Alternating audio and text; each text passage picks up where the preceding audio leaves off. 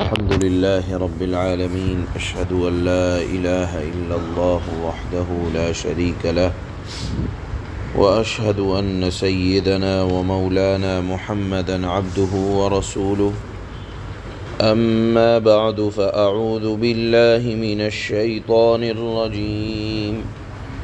بسم الله الرحمن الرحيم. سيقول لك المخلفون من الأعراب شغلتنا أموالنا وأهلنا فاستغفر لنا، يقولون بألسنتهم ما ليس في قلوبهم، قل فمن يملك لكم من الله شيئا إن أراد بكم ضرا أو أراد بكم نفعا، بل كان الله بما تعملون خبيرا، بل ظننتم أن لن ينقلب الرسول والمؤمنون إلى أهليهم أبدا، وزين ذلك في قلوبكم وظننتم ظن السوء وكنتم قوما بورا، ومن لم يؤمن بالله ورسوله فإنا أعتدنا للكافرين سعيرا. ولله ملك السماوات والأرض، يغفر لمن يشاء ويعذب من يشاء، وكان الله غفورا رحيما. صدق الله مولانا العلي العظيم۔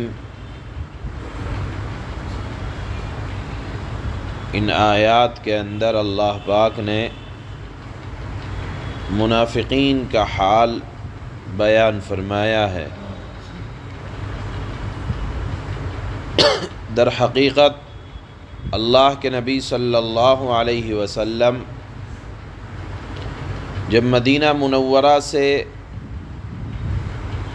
سن 6 ہجری میں عمرے کے ارادے سے چلے تشریف لے گئے، تو چلنے سے پہلے آپ کو یہ اندازہ تھا کہ ہو سکتا ہے کہ مکہ والوں سے مقابلے کی نوبت آ جائے۔ آپ نے مدینہ کے ارد گرد جو گاؤں تھے، دیہات تھے، وہاں اعلان عام فرما دیا کہ محمد صلی اللہ علیہ وسلم عمرے کے لیے جا رہے ہیں۔ عام روانگی کا اعلان کر دیا اور مسلمانوں کو اپنے ساتھ چلنے کی آپ نے ترغیب بھی دی۔ تو جو سچے پکے مسلمان تھے وہ سب تیار ہو گئے، اور جو مدینہ کے ارد گرد منافقین تھے انہوں نے جان چرانا شروع کر دیا اور کہا کہ یہ مسلمان جا رہے ہیں، دیکھو یہ مر کر آئیں گے، یہ ختم ہو کر آئیں گے، یہ واپس نہیں آئیں گے، لہذا جانا فضول ہے۔ یہ منافقین جانے سے پہلے، اللہ کے نبی کے ساتھ عمرہ کرنے سے پہلے، یا یہ کہا جائے کہ اللہ کے راستے میں چلنے سے پہلے آپس میں یہ کہنے لگے کہ یہ ختم ہو کر آئیں گے اور قریش ان کو ختم کر دیں گے۔ چنانچہ جب اللہ کے نبی صلی اللہ علیہ وسلم واپس مدینہ تشریف لانے لگے تو اللہ نے وحی کے ذریعے سے اطلاع دی کہ دیکھو محمد صلی اللہ علیہ وسلم آپ واپس جا رہے ہیں، صحیح سالم واپس آ رہے ہیں۔ تو جو لوگ آپ کے ساتھ نہیں آئے تھے وہ یہ بہانے کریں گے، آپ کے سامنے کہیں گے آ کر کہ جھوٹے عذر کریں گے کہ اگر ہم لوگ چلے جاتے تو ہمارے کاروبار کا کیا ہوتا، اے نبی اگر ہم آپ کے ساتھ چلے جاتے ہمارے بچوں کی حفاظت کرنے والا کوئی نہیں تھا، انہیں لا کر دینے والا کوئی نہیں تھا، ہمارے ساتھ یہ عذر تھے، اللہ نے فرمایا کہ محمد صلی اللہ علیہ وسلم آپ جیسے ہی مدینہ پہنچیں گے یہ منافقین آپ کے پاس آ جائیں گے اور بہانے کریں گے کہ کاروبار کا مسئلہ تھا، تجارت کا مسئلہ تھا، بچوں کا مسئلہ تھا، اگر ہم چلے جاتے تو یہ نقصان ہو جاتا، یہ نقصان ہو جاتا، ہم سے غلطی ہو گئی، آپ اللہ سے دعا فرما دیں اللہ ہماری اس غلطی کو معاف فرمائے۔ تو اللہ نے آج کی آیت میں ارشاد فرمایا، دیکھو یہ جو بہانے کر رہے ہیں اللہ کے راستے میں نہ جانے کے، آپ کے ساتھ وقت نہ لگانے کے، آپ نے ان سے عمرے پر چلنے کے لیے کہا وہ لوگ نہیں گئے، یہ سب جھوٹے بہانے ہیں، اور ان کو آپ کے نبی ہونے پر ان کو دل سے اقرار نہیں ہے، یہ صرف ظاہر داری کی وجہ سے کہ اب آپ کامیاب ہو کر آ رہے ہیں، بچ کر آ رہے ہیں، آپ کی جان کا کوئی نقصان نہیں ہوا، ظاہر داری کی وجہ سے آپ کے پاس آ رہے ہیں، دل سے یہ اب بھی آپ کو نبی تسلیم نہیں کرتے ہیں۔ اور آپ اعلان کر دیں کہ تم یہ کہہ رہے ہو، میں نے تم سے وقت مانگا تھا، تم یہ کہہ رہے ہو کہ اگر ہم آپ کے ساتھ جاتے تو ہمارا مال یا ہماری تجارت کا نقصان ہو جاتا، یا گھر میں رہ کر اگر ہم گھر میں رہتے تو ہمارے بال بچوں کا نقصان نہ ہوتا، یہ لوگ یہ کہہ رہے ہیں۔ تو آپ کہہ دیں کہ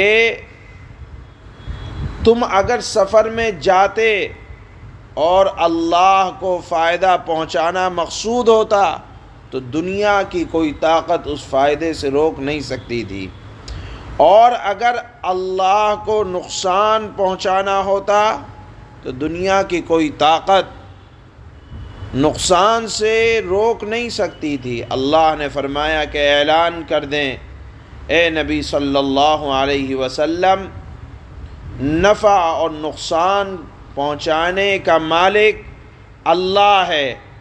ہو سکتا ہے کہ تم گھر میں رہ رہے ہو اور اللہ کی طرف سے ارادہ کچھ اور ہو جائے تو اللہ کے اس نقصان پہنچانے سے کوئی روک نہیں سکتا ہے۔ یہ حماقت ہے کہ آدمی یہ کہے کہ اگر میں یہ کام کروں گا تو ایسا ہو جائے گا۔ اس کو اللہ کی ذات پر بھروسہ رکھنا چاہیے۔ اللہ نے یہاں آج کی آیت میں ارشاد فرمایا کہ دیکھو نفع نقصان پہنچانے کا مالک اللہ ہے، اس بات پر ایمان رکھو۔ اور جو تم کہہ رہے ہو، اللہ نے فرمایا کہ محمد آپ فرمائیں کہ یہ صرف بہانے ہیں، اور اللہ نے فرمایا کہ آسمان اور زمین کی ساری بادشاہت اللہ ہی کے لیے ہے، وہ جس کو چاہتا ہے۔ اور یہ آپ سے آ کر درخواست کر رہے ہیں کہ ہمارے لیے دعا کر دیں، یہ بھی ظاہر داری ہے، حقیقت سے اس کا کوئی تعلق نہیں ہے۔ اللہ نے فرمایا کہ ایسے منافقین کے لیے جو بہانے تلاش کرتے ہیں، حیلے تلاش کرتے ہیں، ہم نے سخت عذاب تیار کر رکھا ہے۔ اور پھر اللہ نے یہ بھی فرمایا کہ جو سچے دل سے توبہ کرے گا تو اللہ اس کو معاف بھی کر دے گا۔ کیوں؟ اس لیے کہ وَكَانَ اللَّهُ غَفُورًا رَحِيمًا، اللہ مغفرت کرنے والا، رحم کرنے والا ہے۔ بعض تفسیروں میں یہ بات آتی ہے کہ اس آیت کے نازل ہونے کے بعد کچھ منافقین جو درپردہ تھے انہوں نے سچے دل سے توبہ کی، اللہ نے ان کو معاف بھی فرمایا اور صحابہ میں ان کا شمار بھی ہوا۔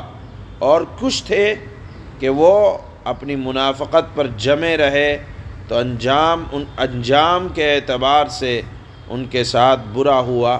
اس منافقین کے حالات کو اللہ نے ان آیتوں میں جو آج تلاوت ہو رہی ہیں بیان فرمایا ہے۔ واضح رہے کہ یہ آیات صلح حدیبیہ سے جب آپ مدینہ لوٹ رہے ہیں سن 6 ہجری میں، مدینہ پہنچنے سے پہلے راستے میں یہ آیتیں نازل ہوئی ہیں جو آج تلاوت ہو رہی ہیں۔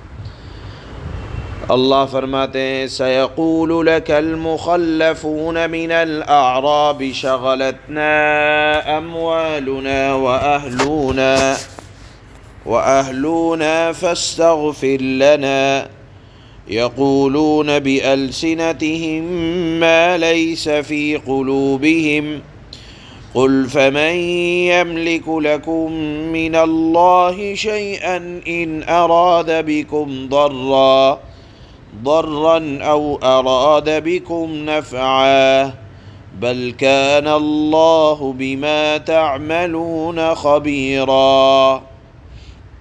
وہ دیہاتی منافقین جو حدیبیہ کے سفر میں پیچھے رہ گئے تھے، اے نبی اب آپ مدینہ لوٹ رہے ہیں، اب وہ تم سے ضرور یہ کہیں گے کہ ہمارے مال و دولت اور ہمارے اہل و عیال نے ہمیں مشغول کر لیا تھا، اس وجہ سے ہم آپ کے ساتھ سفر میں نہیں جا سکے۔ اے نبی آپ ہمارے لیے مغفرت کی دعا کر دیجئے۔ وہ اپنی زبانوں سے وہ باتیں کہتے ہیں جو ان کے دلوں میں نہیں ہوتی ہے۔ اے نبی آپ ان سے کہیں کہ تو اگر اللہ تمہیں کوئی نقصان پہنچانا چاہے یا فائدہ پہنچانا چاہے تو کون ہے جو اللہ کے سامنے تمہارے معاملے میں کچھ بھی کرنے کی طاقت رکھتا ہو؟ مطلب یہ ہے کہ اگر تم اپنے گھر میں رک گئے تھے، تم سمجھ رہے تھے کہ گھر میں رہنا فائدہ مند ہے اور اللہ کے نبی کے ساتھ جانا نقصان دہ ہے، حالانکہ یہ بات جان لینی چاہیے۔ اللہ نے فرمایا کہ فائدہ اور نقصان تو تمام کا تمام اللہ کے قبضے میں ہے، وہ نفع یا نقصان پہنچانے کا ارادہ کرے تو کسی کی مجال نہیں ہے کہ اسے روک لے۔ اس مضمون کو اللہ نے آیت کے اس جملے میں بیان فرمایا۔ اللہ نے فرمایا بل کان اللہ بما تعملون خبیرا، بلکہ جو کچھ تم کرتے ہو اللہ اسے پوری طرح باخبر ہے۔ بل ظننتم ان لن ينقلب الرسول والمؤمنون الى اهليهم ابدا وزين ذلك في قلوبكم وظننتم ظن السوء وکنتم قوما بورا۔ حقیقت تو یہ ہے کہ تم نے یہ سمجھا تھا کہ رسول اللہ صلی اللہ علیہ وسلم اور دوسرے مسلمان کبھی اپنے گھر والوں کے پاس لوٹ کر نہیں آئیں گے، اور یہی بات تمہارے دلوں کو اچھی معلوم ہوتی تھی، یہ منافقین چاہتے تھے کہ مسلمان لوٹ کر نہ آئیں، اور تم نے برے برے گمان کیے تھے اور تم لوگ ایسے بن گئے تھے جنہیں برباد ہونا تھا۔ وَمَن لَّمْ يُؤْمِن بِاللَّهِ وَرَسُولِهِ فَإِنَّا أَعْتَدْنَا لِلْكَافِرِينَ سَعِيرًا، جو شخص اللہ اور اس کے رسول پر ایمان نہ لائے تو وہ یہ یاد رکھے کہ ہم نے کافروں کے لیے بھڑکتی ہوئی آگ تیار کر رکھی ہے۔ وَلِلَّهِ مُلْكُ السَّمَاوَاتِ وَالْأَرْضِ يَغْفِرُ لِمَن يَشَاءُ وَيُعَذِّبُ مَن يَشَاءُ وَكَانَ اللَّهُ غَفُورًا رَحِيمًا۔ اور آسمانوں اور زمین کی تمام تر بادشاہت اللہ ہی کے لیے ہے، وہ جس کو چاہے بخش دے اور جس کو چاہے عذاب دے۔ یاد رکھو اللہ کا تعارف یہ ہے کہ اللہ بہت بخشنے والا، بہت مہربان ہے۔ سبحان اللہ۔